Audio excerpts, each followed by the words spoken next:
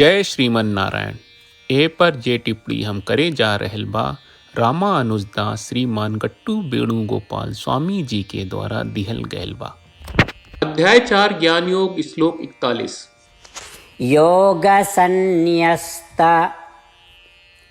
कर्माणं ज्ञान संच्छिन्न संशयम् आत्मवन्तं न कर्माणि निबध्नन्ति धनंजय। ओम। गीताचार्य श्री कृष्ण परमात्मा अर्जुन के संगे हमनी सबके ज्ञान की शिक्षा दे रहल बानी। परमात्मा कह रहल बाड़न कि अर्जुन, अगर रउआ ई चाहत बानी कि वर्तमान और पिछला कर्म तोहार के कौनो बंधन ना देवे ता हम जौन कहत बानी ओकर पालन करी। का रउआ जानत बानी कि का करे के बा? आपन कर्म करत घरी ई महसूस करी कि परमात्मा रउआ के करावत बाड़े। आप लोग के सोचे के चाही कि हम ई काम परमात्मा के सेवा के रूप में कर रहल बानी और हमरा कर्म से जौन फल मिलेला ऊ परमात्मा का ही होला। रउरा ऐसे ही सोचे के चाहिए, लेकिन सिर्फ सोचेले तक ही सीमित ना रहे के चाहिए। आप लोगन के बुद्धि भी आपके विचार के अनुरूप होके के चाहिए। रउआ सब कर्म ज्ञान के रूप में बदल जाला। तब ज्ञान की शक्ति से जौन रउआ पा चुकल बानी रउआ के कौनो संदेह ना रह जाई। तोरी सब शंका दूर हुई जाई। तुहार मन शांत, बहुत मजबूत और स्थिर हुई जाई। यही से श्री कृष्ण परमात्मा हमनी के शांति के प्राप्त करे खातिर और हमनी के मन के मजबूत करे खातिर एगो सुंदर रणनीति के साथे हमनी के प्रेरित कर रहे बाड़े। श्री कृष्ण परमात्मा के शिक्षा के सुन के और आपन रोजमर्रा के जीवन के ऊ शिक्षा के अभ्यास करे के प्रयास करत हमनी के परमात्मा के वचन के दोहराए वे के चाहिए। योग संन्यस्त कर्माणं ज्ञान संच्छिन्न संशयम् आत्मवन्तं न कर्माणि निबध्नन्ति धनंजय। श्रीमद् भगवत गीता का पूरा सार श्री कृष्ण परमात्मा ने अध्याय 18वें के श्लोक 65 से 70 में 8 काम करे खातिर दिले बाड़े। श्री कृष्ण कहले, हम ओ लोगन से प्रेम करनी जो लोग इन 8 बातन के मान तारे। हम ओ भक्तन के हर तरह से रक्षा करब। श्री कृष्ण परमात्मा के द्वारा बोलल गईल संपूर्ण भगवत गीता सुनला के बाद अर्जुन कहले, करिष्ये वचनम त्वा, जेके मतलब बा कृष्ण मैं उही करब जौन आप कही। यही कारण बा श्री कृष्ण अर्जुन के हर तरह के सफलता आ विजय प्रदान करेले। आई परमात्मा के आपन व्रत देई कि हमनी के ये 8 गौ कर्म के पालन करी जा। ई वचन परमात्मा के देवे से बड़न कौनो पूजा तपस्या यज्ञ नहीं। हम 8 प्रण कहब जौन हमनी के करे के चाहिए। आप सब कृपया इन्हन के आपन दिमाग और दिल में सोची। श्री कृष्ण के आपन वचन देवे के ई तरीका में हमनी सबकी कल्पना करे के चाहिए कि श्री कृष्ण का चेहरा खुशी से चमकत बा और खुशी के एहसास करत बा। जय श्रीमन नारायण। यहाँ हमनी के 8 वादा बा। हमनी के पहला वादा, हे श्रीमन नारायण, आपका निर्देश के मुताबिक हम हमेशा तोहार ध्यान करब और तोहार बारे में सोचब। हमनी के दूसर वादा, हे श्रीमन नारायण, आपका सलाह का अनुसार हम हमेशा आपका भक्त रहब। हमनी के तीसर वादा, हे श्रीमन नारायण, हम आपन सब काम तोहरा सेवा के रूप में और तोहरा संतुष्टि खातिर करब।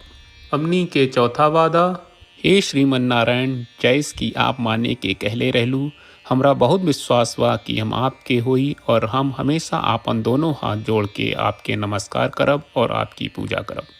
हमनी के 5वां वादा, हे श्रीमन नारायण, हमरा के तोरा बात माम एकम शरणम ब्रज 1866 याद कहले, जहाँ आप हमरा के आपन का अर्पित करे का कहा।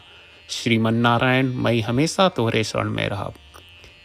हमनी के 6वां वादा, हे श्रीमन नारायण, हमरा के तोहरा बात माँ सुचहा 1866 याद कहले कि आप हमनी के शोक ना करे का आश्वासन दे रहे बड़े। हम अब और शोक ना करब। हमनी के 7वां वादा, हे श्रीमन नारायण, आपने हमरा खातिर श्रीमद् भगवत गीता के वितरण करके हम सब के कृपा कहले और आशीर्वाद दहले बा। हम वादा करत बानी कि रोजाना कम से कम एक श्लोक पढ़ब या सुनब। हमनी के 8वां वादा। हे श्रीमन नारायण, आप गीता के पूरा मानवता तक ले गयलू। हम गीता में आपके दिव्य वचन के उन भक्तन तक पहुँचावे के प्रयास करब जे गीता से अपरिचित बा। हे श्रीमन नारायण, हम उई करब जौन तू करे का कहब। हम ऐसन व्यवहार करब जैसन आप चाहत बानी और हम खाली आपका खातिर काम करब। श्रीमन नारायण के रोज आपन वचन देहल कि हम ओइस करब जैस आप कहत बानी, ही अपने आप में बड़न पूजा बा। श्रीमन नारायण, करशे वचनम त्वा। श्रीमन नारायण, हम तोरे निर्देश के मुताबिक काम करब। सर्वम श्री कृष्ण अर्पणम अस्तु। जय श्रीमन नारायण।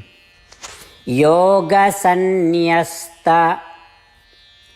कर्माणं ज्ञानसञ्छिन्न संशयम् आत्मवन्तं न कर्माणि निबध्नन्ति धनञ्जय। ओम। योगसन्न्यस्तकर्माणं ज्ञानसञ्छिन्नसंशयम् आत्मवन्तं न कर्माणि निबध्नन्ति धनञ्जय। श्रीमन्नारायण, करिष्ये वचनं तव। सर्वं श्रीकृष्णार्पणमस्तु। जय श्रीमन्नारायण। जय श्रीमन नारायण। सब भक्त लोगों से विशेष अनुरोध बा, जीवन में हर चीज में हमनी के तत्कालिक और प्रभावशाली परिणाम की अपेक्षा रहेला। एकरा खातिर आइए रोजाना 1 मिनट के समय निकालल जाए और नारायण आश्रम पढ़ल जाए। नारायण आश्रम प्राप्त करे खातिर नारायण आश्रम वेबसाइट पर जाई, जो www.narayanaashram.org है, और पंजीकरण में आपन नाम और ईमेल दर्ज करी। आपके द्वारा प्रदान कईल गई ईमेल पर आपका एक नारायण आश्रम PDF प्राप्त हुई।